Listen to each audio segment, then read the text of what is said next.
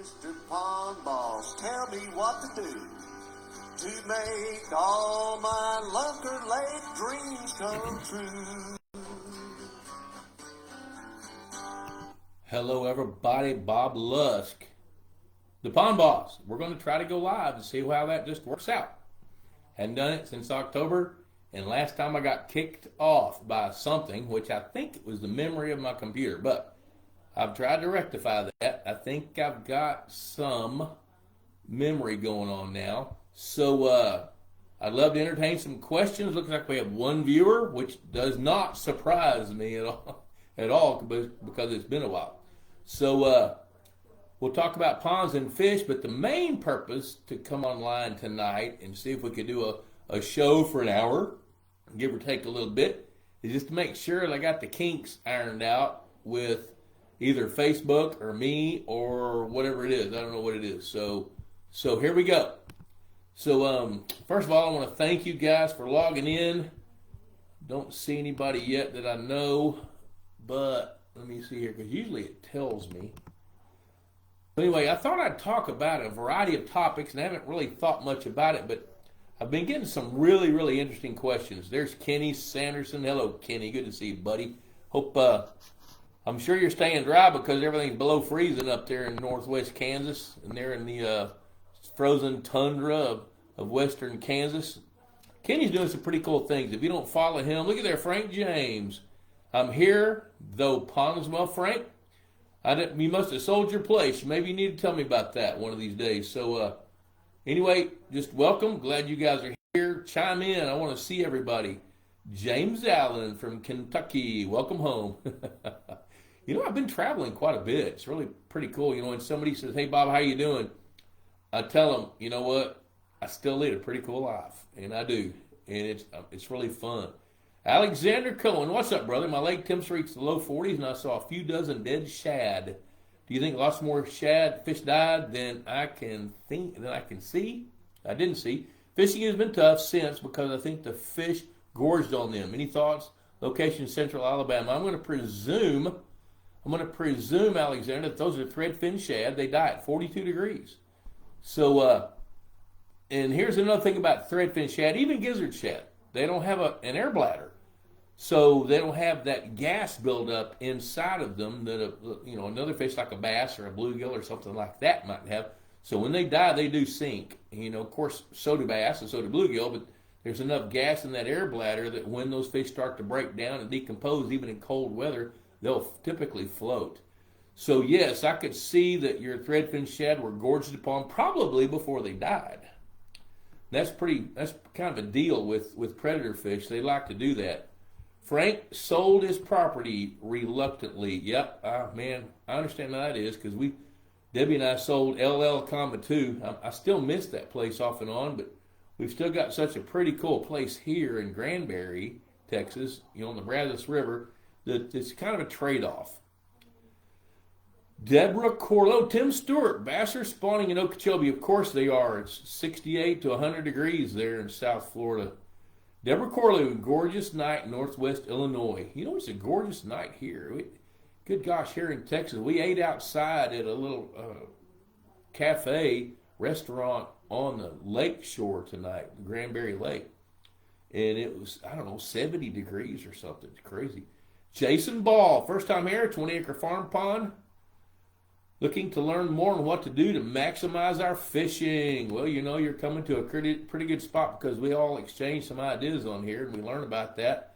And yeah, Alexander, threadfins. Yep. Okay. So one thing, let's tackle that threadfin shad topic for a minute. I'm so glad y'all are here because I really didn't have a topic. I was going to kind of make some stuff up as I went, but y'all are making it easy.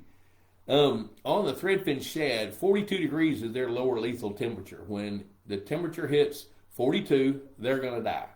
They get real sluggish at 43, 44. They move to the surface to try to find heat in the afternoon, which they'll find, but they're moving kind of slow. There's Uncle Joe. He's moving kind of slow with oh man, how old am I? Mark Corser, hey buddy, thanks. Good to see you, pal. My good friend from Lexington, Kentucky. Building the premier lake. As a matter of fact, if you want to meet Mark Courser, subscribe to Pond Boss Magazine because there's going to be a series of articles. First one's coming out. Matter of fact, it ought to be in your mailbox by now. It should be. I mean, I was late, but it still should be in your mailbox. You'll see the first in the series about what Mark's doing on his thoroughbred horse ranch, Courser Thoroughbreds. Look him up. The guy's amazing. Mark Courser is amazing.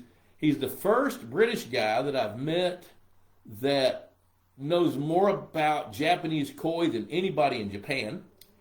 And he owns his own company and a thoroughbred racehorse ranch in Lexington and wants to have the best bass fishing lake in Kentucky. Now, you know, you might kind of run up against Jim Allen, but I think you got an edge because you get to make all the decisions.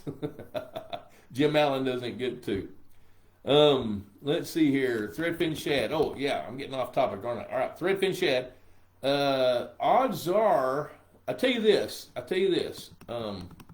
Alexander Cohen, let's get through the winter and then find out if any threadfins make it.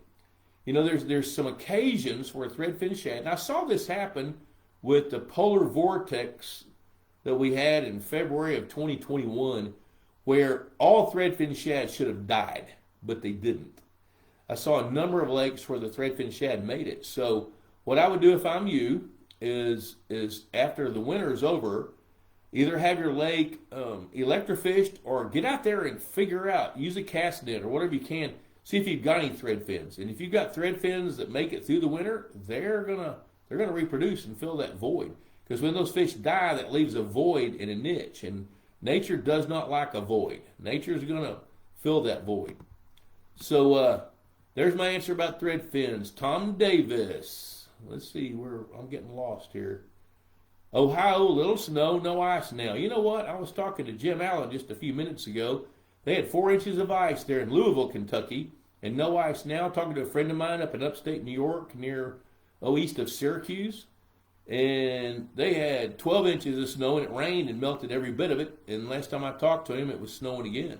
So we're having a little weird winter, which, how do we know what's weird anymore? I didn't know it's normal. Mark Dyer from Thawing, Central Nebraska. You know what? Whoever, when you talk about thawing and January 30, those two things don't balance each other very well. Alexander, amazing stuff. That's what I saw. They were up on top and moving towards the back of the coves, which I thought was the opposite of what. No, that's exactly what they'll do. They will move towards the back of coves, especially if there's any water flowing in at that time. But that's what threadfins will do, and gizzard shad will do the same things. They'll move toward the back of the coves because that's where they're going to get some of the best protection, if they can. You'd have 33-foot depths. Yep, well, you know what? Time will tell. I got a feeling that you'll be all right. Hey, Courser, I stirred up a little bit of a competition with Jim Allen there. He's got a little bit of head start on you, 11-pound, 2-ounce bass, but Jim, I don't know if I'd take that bet. Hello, Joel. Answered your question. You know what? You're going to be in Ask the Boss in the next issue of Pond Boss.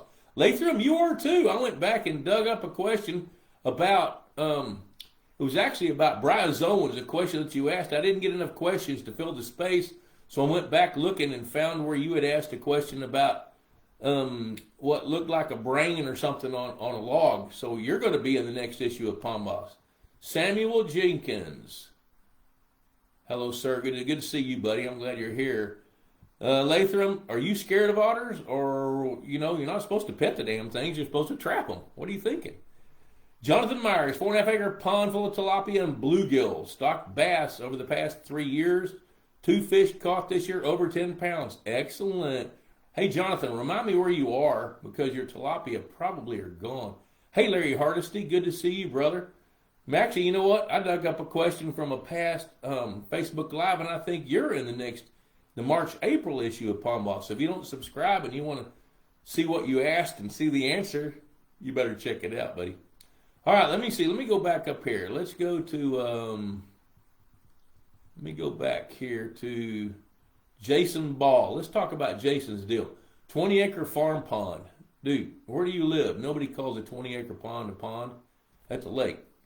All right, so when you want to maximize fishing, what I think I'm hearing you say is that you want to figure out how to grow bigger fish and more fish. Yep. Oh, okay. Jonathan Meyer, Central Florida, tilapia Dundee. You probably meant to say don't. Yep. Yeah, you got it. All your fingers are thumbs like mine are.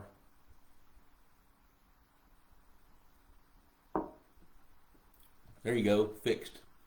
So, when we're talking about maximizing fishing, man, to me, that means a lot of things. That means we want to get our catch rates up. We want to grow bigger fish. We want to diversify the fish population. We want to catch 1.5 pound bluegills. We want to catch a bunch of 2 to 4 pound bass with a legitimate shot at a trophy fish. And we really don't want to compromise catch rates so we can have bigger fish. So that's kind of what that means to me. So tell me what you're looking for, and we'll kind of stir up a little bit of a discussion about that. Alexander says, thoughts on the biggest fish spawning and at what temperature might you see this? And I'm going to leave that dangling participle while I handle that question. Oh, I've missed doing this with you guys. Hey, by the way, I said it earlier, but if I get kicked off, so if I'm talking mid-sentence and it dies, I will say a few expletives that you won't hear because I'll be off, and I won't kick it back on. So I'll just try to figure out what's going on so I can delve into it and fix it for the next one. Speaking of the next one, next Tuesday, I'd like to spread the word because I am going to be at the Texas Freshwater Fisheries Center in Athens, Texas, and I'll have a guest that night. It'll be Tom Lang, who is the director of the TFFC, and he's got some really cool things going on there. He's got some kind of an announcement he wants to make. Plus, we're going to talk about the Sherrilunker program, and I'm going to be asking him a bunch of questions about that. So I'm going to be asking him, when you get a Sherrilunker, and if you guys don't know what that is in Texas, if an angler catches by legal means a bass of a certain size, they get recognition as catching a lunker. So the Sherrilunker program is if a bass that's 13 pounds or larger gets caught, they have the option during a specific span of time, which is like, I don't know, January to the end of April maybe, and then they can donate the fish. Parks and Wildlife will come and get it, nurse it to good health, and then they'll use it to spawn. And then they'll take the babies from that Sherrilunker and go stock them in other lakes. And I think last I heard, and Tom will have to tell this, I don't know the truth, but Fred, I'm going to have to tell you about that story in a minute. Yeah, Fred, yeah, I did. So y'all are going to laugh. I hope you will.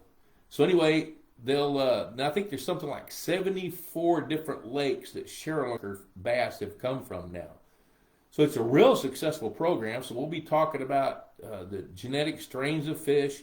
We're going to be talking about how the Sherrilunker program works. And Tom Lang is just a fascinating guy. He's a fisheries biologist. I think he grew up in Indiana. I know he went to Purdue. And he's just an amazing biologist, but he's more of a go-getter too.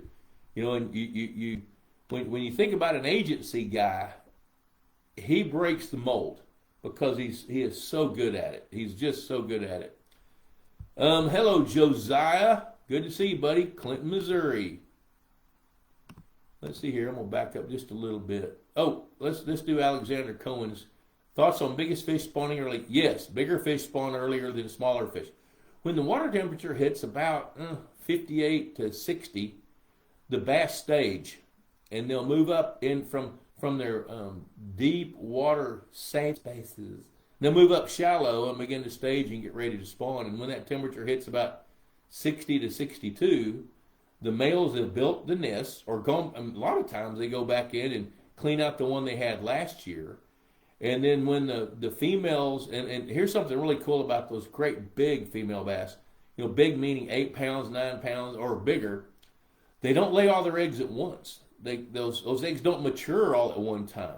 Their ovaries are vasculated, but the eggs on the outside of the ovaries mature more rapidly than the ones in the middle because they don't get enough blood. That doesn't mean that they won't hatch or won't spawn, which they will. But the very first spawn, as soon as that female is ripe, the male can sense that with sensing hormones. And the females will approach a nest, and that male will go out and get that female and start herding her, pushing her, bumping into her to push her to that nest. And when he gets her to the nest, he'll start bumping her. And then she'll start to dispense eggs, and then he'll fertilize them as they come out. And when she lays as many eggs as she can, she goes off. And she may go to another nest and spawn in another one with a different male. Promiscuous little boogers, aren't they? Well, what happens is they spawn in phases of the full moon. And so that first round of spawns happens when the water temperature is about 60 to 62 to 64. And then we fast forward 30 days when the cycles of the moon run through again. A lot more of her eggs will be mature by that point, and then she'll spawn again, even if the water temperature is 68, 67, 69, 70, something like that. And then she'll lay eggs again. And by that time, by the biggest females will spawn first because their eggs mature first. And then the younger females will come in and start spawning after that. So the big girls, they may spawn at the first go around when the water temperature is 60, while the smaller ones may not come until, I didn't say that. They may not spawn for another few weeks after that. So temperatures 58, 62, they're staged. They're spawning at 62, and they'll spawn all the way up to, I've seen them spawn. We looked at the lake back in the fall in south of Kansas City, Missouri, and we found 3-inch bass, in October. What that tells me is that there was a really late spawn, probably in August, probably when the water temperature dropped. Now here's another interesting fact about those big females. They typically spawn all their eggs, but if they get into the heat of the summer, some of those eggs will either absorb, or especially if the water gets hot, and then they start to develop new eggs for next year. But if a handful of those eggs carry through, on a rare occasion, we'll see a late summer spawn. But if you catch a bass in September and there's eggs, she's not getting ready to spawn. She's developing those eggs for next year. So there's you a little fun fact right there. And people can probably argue with me on that and be right, but I'm going to tell you that's the truth. Let's see here. Holy cow, let me look back here. I'm getting behind. Frank says, hey, Pond Boss, did you cut your hair? You should have seen my hair about 4 hours ago, boys and girls. So, I'm married to the Queen, and back in April, she told me, and I like to jerk her chains as much as I can. She came to me, she says, Lusk, you need to get a haircut. And of course, trying to jerk her chain, I said, I'm thinking about letting it grow out. Well, usually when I say something like that, she says, you didn't hear what I said. Go get a haircut. Well, this time, much to my surprise, she said, have you ever grown your hair out? I said, no, I've never grown my hair out. She says, I kind of like that idea. So it started growing, and today she tricked me, I'm saying to you, she tricked me into going with her to the beauty shop. And I'm actually saying this live. Oh my Lord, she's even trying to talk me into product. So I go into her hairdresser. I mean, dude, I'm telling you, I go to Sport Clips, $20. I'm done. Not today. So yes, Fred, I got my hair cut, and they shaped it because they said it was too heavy and not enough volume. Now, some of you women are going to have to explain to me what that means, because, no, I don't want to know. Yeah, I cut my hair. Well, I didn't. Debbie did. Alexander, that place is incredible. That program makes me super jealous. Yeah, that Cheryl Unker deal, that's pretty cool. Frank, the buyer of my pond is a neophyte. Boy, I might have to look that word up. Oh, I know, a rookie. But wishes to learn. I gave him some back issues of Pond Boss magazine, which he promised to read. What book would you recommend he read first? You know what? He needs to read the fundamentals of pond management. That takes him through happy water, food chain, genetics, habitat, the whole bit. So that one's off for sale on the Pond Boss website. Jim Allen, last summer they applied that Procella COR for milfoil. As you know, the weeds are completely gone. We're coming up with the reasons that Mark Corser can beat you now. We were hoping to see some native plant recovery and have nothing. We plan to put in some wire cages to keep out the grass carp and protect the fry. But should we have seen some plants already, not with grass carp in there? When the milfoil, if you had milfoil, that's a really invasive plant, and it takes a little bit of time for grass carp to get ahead of those things. But when there's none, it's really easy to get ahead. So I just got distracted by a text. I think those exclusion cages are a good idea because that will give you an idea as to the impact of the grass carp. So, so an exclusion cage is you make it out of chicken wire, chain link, whatever, drive some T-posts in it. But if you can rope off or fence off an area that's say 6x6, 8x8, 10x10, and make it temporary, where you can have the fence coming up out of the water, then it won't take long next spring to start to see if some plants want to grow. Now, here's something I'm going to tell everybody. There is a seed bed for aquatic plants, even in the Sahara Desert. There is. Don't ask me how. I don't even know how a thermos keeps hot things hot and cold things cold, but I do know this. There are very few ponds that I've ever seen built that didn't have plants growing up pronto. So if there aren't any plants there, there's a reason for it. And Jim, I think in your case, it probably is the grass carp and other fish in the population. Scott Angelico, welcome back. Thank you very much. It's good to be back. And especially plan on tuning in next Tuesday. It's going to be really fun talking about the Cheryl Lunker program and all that. It's really, really cool. Deborah ended up killing. Oh, we talked about that last year. Talked about killing off your pond. What should you do? How should you handle it? You talked to Kenny. You talked to Jason Dodd over there in Wichita, Kansas. So yeah, that's good. So killed off the pond last fall, working with Herman Brothers to restock this spring. We had buffalo, carp, waist high. I've never been around a carp or a buffalo. Well, I've been around some buffalo, but they weren't in water. And thousands of carp, bullheads, very few bluegill or bass. Best thing we could have done. I totally get that. And you don't know that. You don't know what you don't know until you do it. Clean line painting, Pond Boss rocks. Hey, we're rocking right now, brother. Larry Hardesty, my brown population seems fairly strong, feeding them Aquamax. Good call. Been culling some bass. Don't seem to be... Oop, it ran away here. Oh, man, I got behind here. Hold on. I just got thrown off. Okay, don't seem to be... Okay, been culling some bass. Don't seem to be overpopulated with bass. What's your opinion of adding more bass? Thanks. Okay, my opinion on adding more bass is get some lengths and weights of the existing bass. As long as the majority of your fish are 95 percentile or higher, then you probably could add more bass if you want to. But the main reason, if you want to add bass in that kind of a circumstance, would be to enhance the gene pool. Because if you don't stock more bass, here's what happens. When it's overpopulated with bass and you start culling some in the food chain, the food chain, here's the food chain, here's bass. Food chain goes here, bass goes here, then this goes back and forth. So when you're culling bass and the food chain gets up here like this, then it'll support more bass.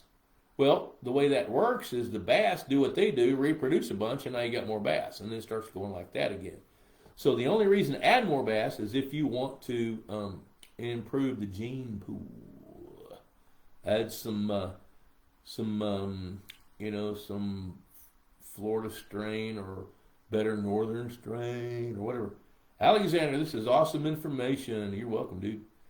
Jason Ball was 20 foot plus depths when it was built, has silted into a maximum of 12 foot depths.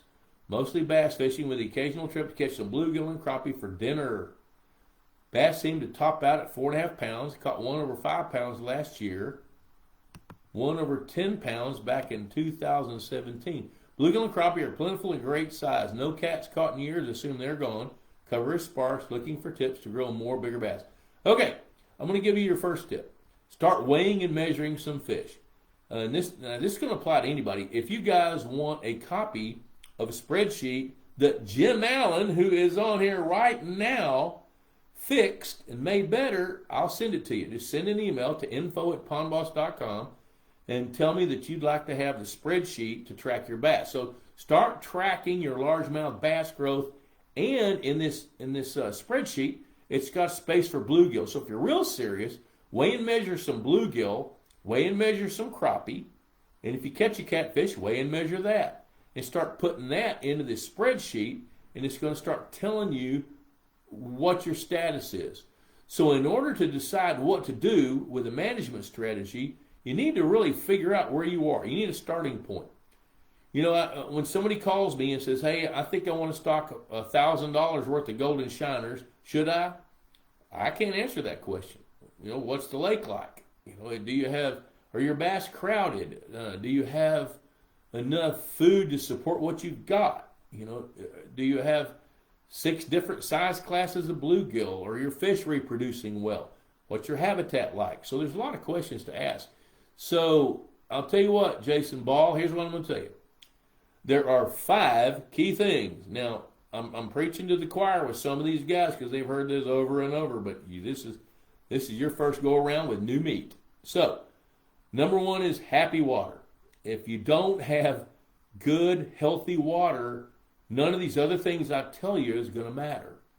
Now, healthy water, I call it happy water. What happy water is water where fish can live and grow and thrive, reproduce, eat without being distressed. Which that's not real common, but it's doable. You know, I've seen some lakes where the pH rises and falls 3 points in a day. That's because it doesn't have a lot of alkalinity. So learn a little bit about water chemistry. The second thing in this order are habitat.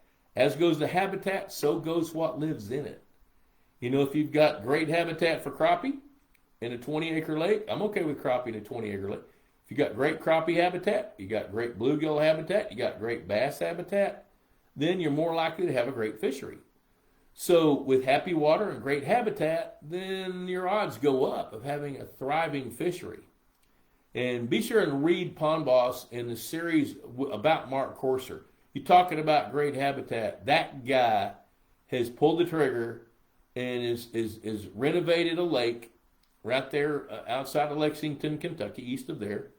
And he's put the best habitat possible. You know, some of us could have bought a bass boat for that, but he's going to have a great bass fishing lake with great habitat for all sizes of all species of fish. Then the third thing is the best food chain.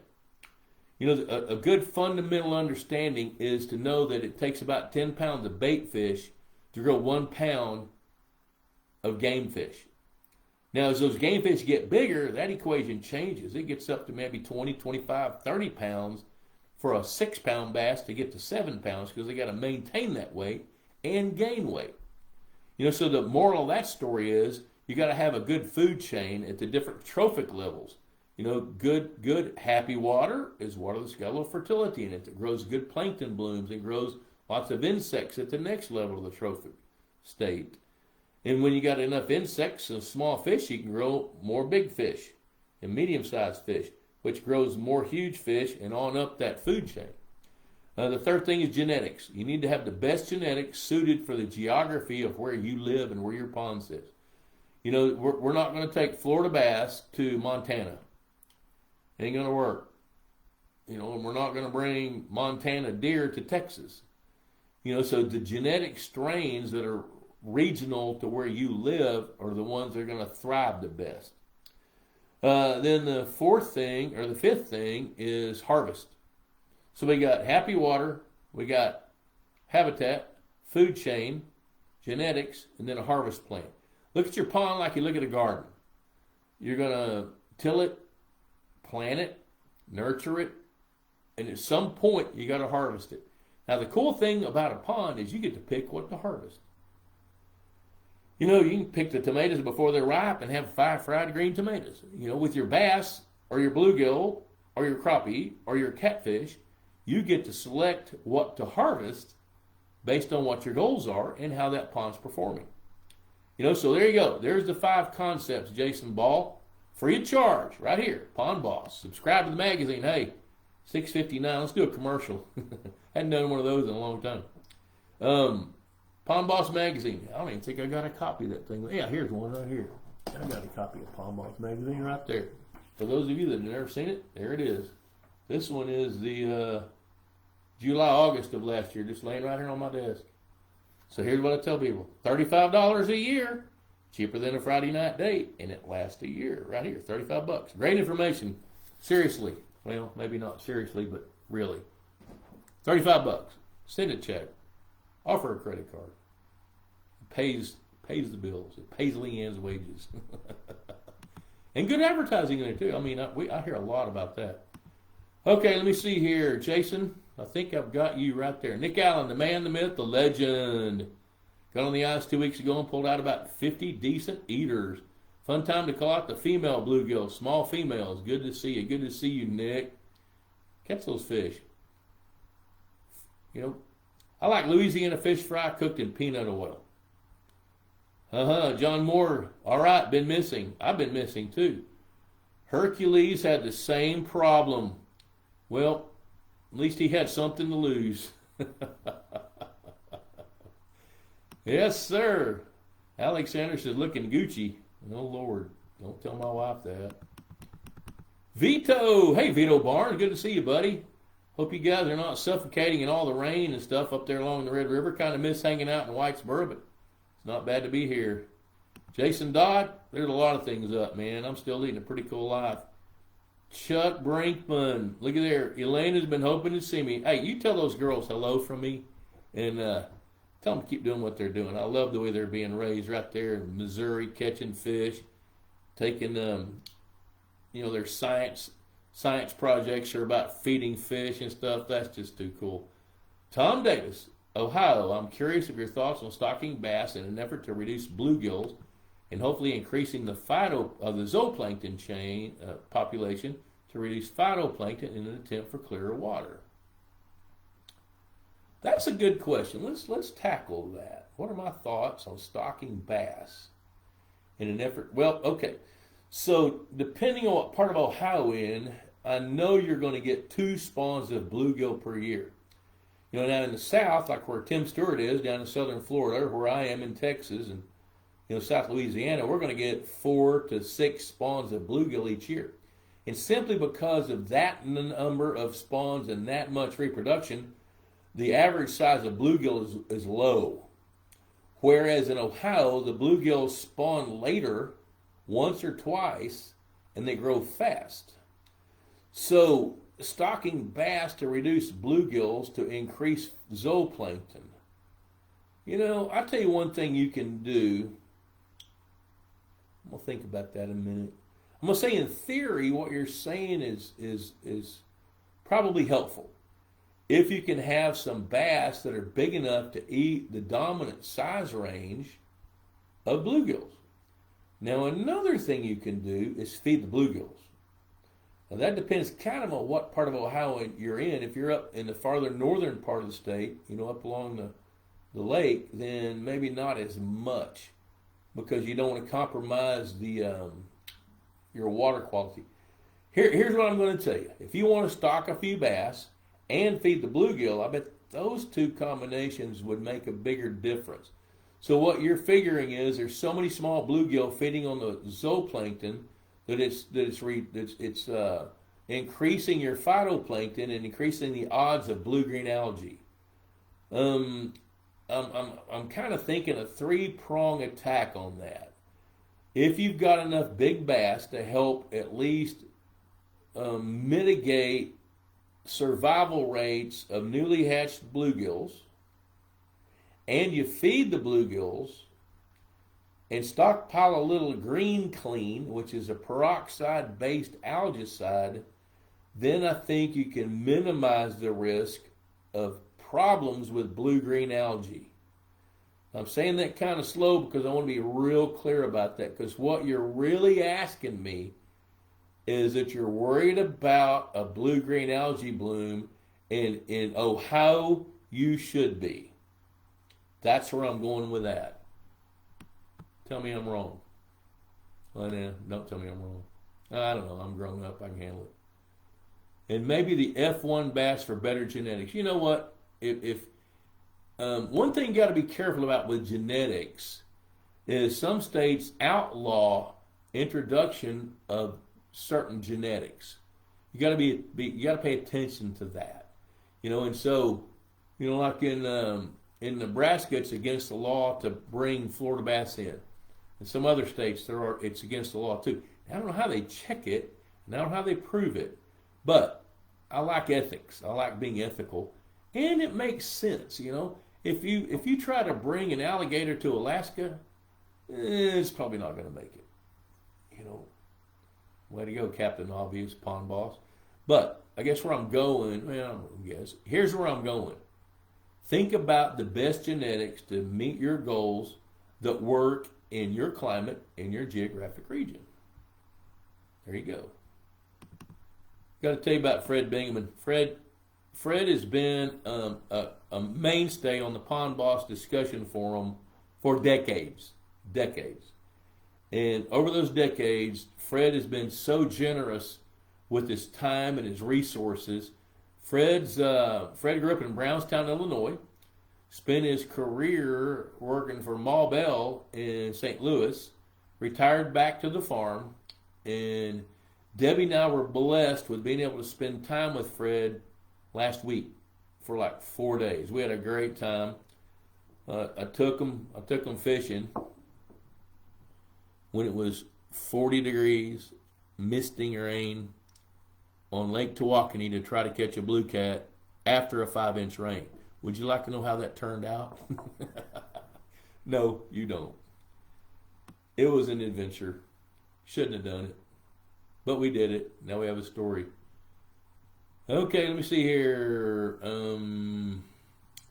Josiah, on a small pond I've stocked lots of fish over the past couple of years, but only seem to ever catch green sunfish that were previously in the pond.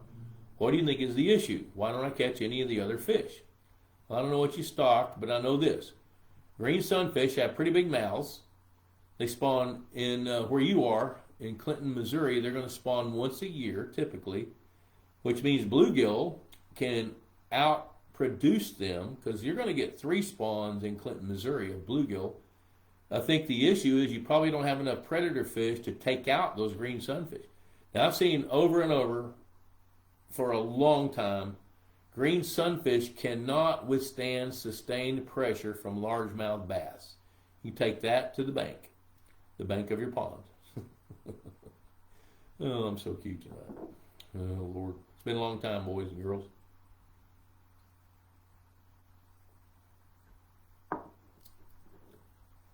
Why don't you catch other fish? Josiah, one thing I do is I'd be tempted to have that pond analyzed. I forget how big your pond is. I should remember that, but I don't. The reason you don't catch any is because green sunfish are aggressive and they have a bigger mouth. It's that. I tell you what, that doesn't mean anything. The fact that you're just only catching green sunfish doesn't mean that the other fish aren't thriving and aren't getting bigger. Nick Allen, we've got what I think is a potential for a state record bluegill. I'd love to chat sometime on advice we can do to get it done. We're producing 10 inches in high quantities. Need something to take it to the next level. Largest we pulled in is 12 3/4 inches in a healthy pond. Well, 12 3/4 inches is 2 pounds and 5 ounces. It's pretty good. And I don't remember what state you're in. I should, but I don't. Oh, this long-term memory thing. Yeah, send me an email, Nick, and send me your number, and I'll call you, and we'll chit-chat. However, I think there's enough interest on this discussion that people might want to hear a little input. I don't want to just blow past that question. How do you get a 10-inch bluegill to 13 inches, or 12 3/4? 13-inch bluegills knocking on the door of 3 pounds. 12 3/4 ought to be 2 pounds 5 ounces to 2 pounds 6 ounces anyway. Especially if they're chunky and they look like what Bruce Condello says, looks like they got a helmet. So to get some of those bluegill over the hump, and I tell you this, I've seen this a lot. And, a lot. I've seen it enough to make me believe what I'm going to tell you. is I think that there are some bluegill that they're just going to top out at 10 inches. That's what they do. But there are those exceptions that can get to be much bigger. And that's going to be the way I've seen that happen. It's a function of consistent water chemistry, culling, and the right feed all the time. Like when I was really actively managing Richmond Mill Lake back from 2005 to about 2011, we had 50 feeders on that black water 5.3 pH lake. And they had a big feed bill, but they were committed to this. They were committed to growing some really huge fish. We had no idea where we were going to catch bluegill that weighed over 3 pounds or grow bluegill over 3 pounds. We didn't see that coming. But I know what happened. What happened was the water chemistry was consistent, even though the water chemistry was poor. The water quality was consistent, even though the water quality was poor. But when the wintertime came, out of those 50 feeders, we allowed all but 15 of them to run out of feed. And the other 15, we turned the timers down from like 8 seconds to 2 seconds. So of those 15 feeders, and we knew they were in good bluegill country, good bluegill ground, we continued feeding through the whole winter. Now, in Laurinburg, North Carolina, it doesn't freeze. The water doesn't freeze over. I mean, it gets cold. But we figured out that bluegills were eating pellets, that Aquamax, we were feeding 500 back then. That's before MVP was invented. And we found fish in 46-degree water that had freshly eaten feed in their bellies. So I was doing stomach content analysis on occasion out there. And there were several times this time of year where I'd find a little bit of feed in those feed dogs, and those fish were the bigger fish. So there were a handful of them that figured out that they could keep eating. So it's going to be a function of age. And I'll tell you another big deal with these bluegill. With Richmond Mill Lake, the case in point, we had 2 hatchery ponds. And we would spawn baby bluegills in there, and every fall we'd go harvest those baby bluegills, and those would go in the lake. So we were continually recruiting from outside the system, and I think that made a difference. So stocking a few bluegill every year from a hatchery or from another source, I think that helps enhance the chances and beat the odds of genetics playing a role in it. Now here's what I mean by that. Let's use this example. If you take an AKC champion black lab male and breed it to an AKC world champion female, you get a litter of 8 puppies. How many of them are great? Nobody knows. Maybe 1. How many runs are there going to be? 1 at least in every litter. Well, that's the roll of the dice of genetics. Just because a fish has got superior genetics doesn't mean it's going to perform in a superior way. And so we started kind of figuring that out by stocking more bluegills, and sure enough, we topped out that I know of fish caught. Bruce Condello caught a bluegill 3 pounds and 4 ounces. So I think there's a level of culling, there's assessing.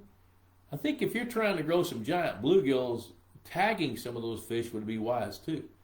And because if you tag some and you look at them a year down the road and they're not gaining any weight, you know what?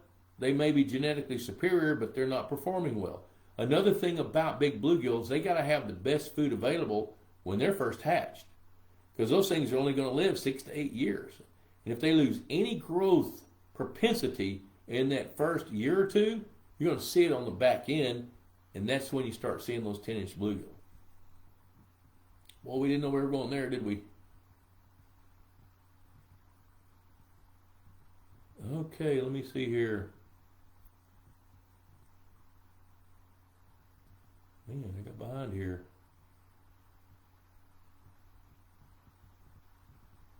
Oh my gosh, I'm so far behind. Okay, let's see. Mark Dyer, what would be the good northern pond stocking plan for a 1 acre, 10 to 12 foot deep pond? My friend is wanting smallmouth and perch in his pond. Would red ear and a few wiper and walleye be a good species mix? Absolutely would. So Mark, what I would tell you is build your food chain first with fathead minnows and pumpkin seeds. Get that going. Start your smallmouth first. Then add some perch. Then add some red ear. You know what? Maybe red ear, maybe so, maybe no. But pumpkin seeds I know that would work. Save the wipers for later. And walleye will be a put and take fish, just like the striper or wipers would be. So yeah, that's a good combination. Deborah Corlew, guess they're just called a big mouth buffalo. Okay. Oh, okay. When you said buffalo, I thought buffalo carp. Okay, I missed it. The ones in our water were around 3 feet long. You traded in some trophy trash fish, didn't you? No wonder we had to wait. Yeah, that's it. They taste like chicken. Well, I guess it depends on how you cook them and how hungry are you. James Allen, how's your son's business doing? You know what? My son's business is doing really good. He just built a new website. You guys ought to check it out if you like to hunt. Look up birddogit.com. It used to be huntbirddog.com, but look up birddogit.com. And you'll see what my son Jonathan's doing. Good to see you, John Henry. They sell the F1 ass in my area. What? Oh, wait. You're talking about fish. I don't know how you cross an ass. Okay, Larry. I'm not making fun of you, buddy. I got fat fingers, too. Lauren Meza says, is it safe for my dogs to walk on a frozen pond? Also, it would be safe for fish if I covered my frozen pond with glitter. Okay, I'm going to take that at face value, and you get the comment of the day. Here's a little bit of angel envy, because I'm envious of that. Lauren Meza.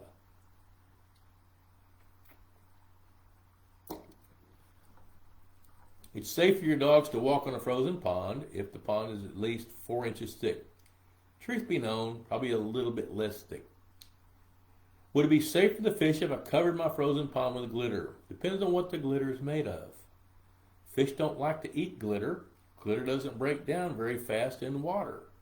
So, you got the comment of the day. So if you want to put glitter on your frozen pond, I think I'd go to the store and buy some sprinkles. And maybe spray them with something shiny. Jeff Wallen. Hi, Bob. If you shocked a 1 acre pond, what is the max 7-pound catfish you would want to see? What is the max 7? So in other words, I think you're asking me, if you shocked a 1 acre pond, what's the maximum number of 7-pound catfish you would want to see? Well, if they're channel catfish, I'd say 1 acre pond, 40. Yeah, 40. 40 7-pound catfish would be 280 pounds in a 1 acre pond. So here's the best way to compare apples to apples on that. A 1 acre pond can support probably 600 or 700 pounds of fish. But when it gets to that point, then the water quality is going to deteriorate.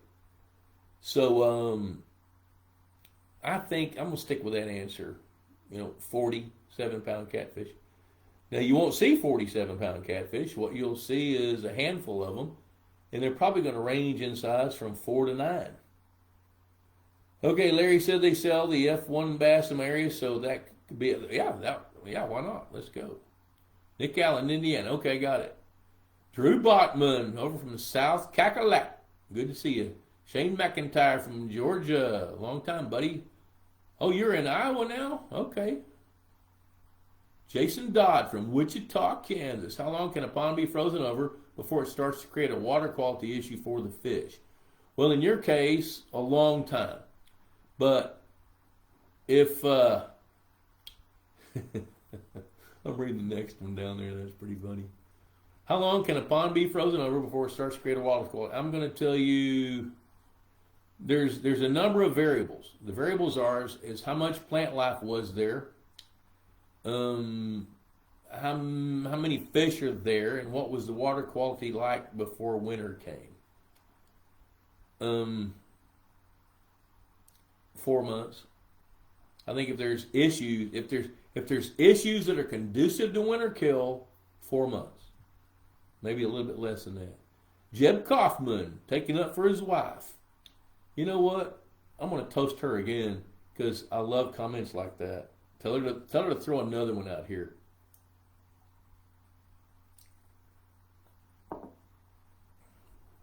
Glitter. Spray something shiny on some sprinkles. Then eat it. Nick Allen, Indiana with a shoulder and 5 heads. Okay. Lauren is being serious. Well, I gave you a pretty serious answer. I would not let my dog walk on a frozen pond, although I did that once at Fred Bingman's house, but I couldn't help it. She didn't know any better, and she ran out there, and she weighed about 6 pounds, 7 pounds, and the ice was just barely thick enough to support her. And I'm so glad she came back, because the last thing I wanted was for Fred to see my dog float up 3 or 4 months later. So, Ashley, you know what? If you want glitter,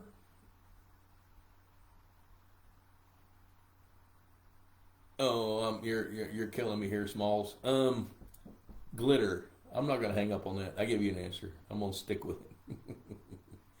Josiah, thanks for the response. I have missed you. Aw, I've missed you guys too. Used to be my Wednesday tradition. Oh, let me tell you this while I'm thinking about it. I'm going to do this on Tuesdays from now on, because my wife wants me to go with her to Bible studies on Wednesday, and I'm kind of liking that, so I'm going to do that. Used to be my Wednesday tradition, but my wife always knew I would be tuning into Pond Boss. Okay, well, we're going to start doing it. We're going to start doing it on Tuesdays. Now, I don't know that I'm going to do it every Tuesday. Hey, there's Landon Wyatt. Hey, plug your company here, buddy. Landon is a genius when it comes to the microbial content of water. Landon is Natural Lake Biosciences. He's in Wisconsin, or maybe they say Wisconsin. And this guy knows about algae and planktonic stuff and blue greens, and highly reputable, especially when it comes to mixing up a custom blend of beneficial microbes if you've got issues with your water. So, Landon, I'm so glad you tuned in, buddy. I'm really, really glad. So you guys, hey, check out Landon. Friend him on Facebook if he'll let you. But look up Natural Lake Biosciences. Those guys are stellar. They're really good. Nick Allen, love your knowledge, Bob. Learned a lot from your wisdom. Thank you, sir. I'll be in touch. Send it on, brother. Matt Devaney, have you experimented with the Titan bass yet? I'd really like to. They won't return my calls. And I've heard some things that they're having some issues with fish diseases and things, which I'm not going to spread that rumor, but that's what people are telling me. But I've got several clients, if they would return my calls, we would say, hey, Michael Harrelson, I tried to call Otto yesterday and I didn't get him. So I figure he's kind of up to his elbows in personal stuff there. Matt Marsden, good to see you. American Fish Tree right there. A Pond Boss sporadic Pond Boss advertiser. Todd, good to see you back. Glad to be back. Shane says, I know you're a pond boss, but have you ever done anything in rivers and streams? You're just wondering if your knowledge has helped you carry into those bodies of water and what your thoughts are versus the two. Yes. Yep. Natural Lake Bio. Hey, put a link up there, Landon. Stick a link in a message box there so people can click on it. Okay, let's see here. Oh, you know what, Shane? I have done a little bit in rivers and streams. However, most of those are in the public domain, and I'm in the private domain. But since Debbie and I moved to the Brazos River, my interest level has gone up, and I'm putting together some teams of younger guys that want to be mentored, and we're going to start studying the ecology of about 10 miles of the Brazos River and see what we can see and compare that to some of the papers that have been printed on a variety of things. So the answer to that is I haven't done enough of that. But part of the reason I wanted to come back here and move to the Brazos River is because my roots go way back there. Which I don't spend a lot of time talking about that because, good gosh, we've already been doing this almost an hour. So I think the two are totally different animals. You know, ponds are different than lakes, which are different than rivers, which are different than streams. and they each have their own ecology, and they each have their own idiosyncrasies. They have their own personalities. And I'll tell you this, there's no two ponds that are the same. And there's no two rivers that are the same. And there's no two stretches of the rivers that are the same. So each one performs based on its merits of happy water, habitat, food chain, genetics, and a harvest plan. And it's really fun to study all this stuff and kind of get through there. Hey, Harrelson, tell Otto that Bob Lusk loves him, and I'm rooting for him and praying for him and Jane every day. So whenever he gets a chance to holler, he will. I know, and I respect that. Wes Neal, dude, I'm glad to see you checking in, buddy. That's cool. Dr. Neal is a fisheries extension professor biologist at Mississippi State. And I want you to send Lauren a link to biodegradable glitter. She's serious. Lauren is serious. She wants to walk her dogs on the ice and put glitter on her pond and shine a spotlight on it so she can smile. I know what she's doing. Justin Ludwig, Essett mentioned his aeration system today on the forum. Benefit of adding alum with oxygen to reduce the nutrient load.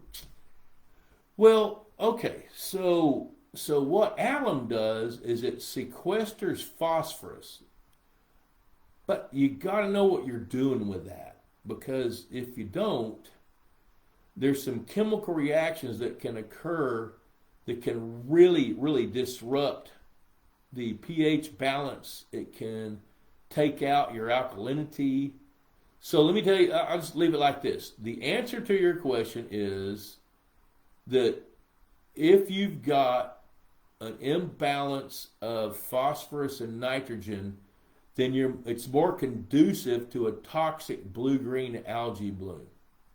So in Indiana and Ohio and northern Illinois, in that upper Midwest region, that area, probably because it's so heavily farmed, has a higher potential for blue-green algae blooms. So basically what you're telling me here is an aeration system can help keep the water moving to take care of natural processing of waste, but that can't do anything to alter the imbalance of the nutrients in the water.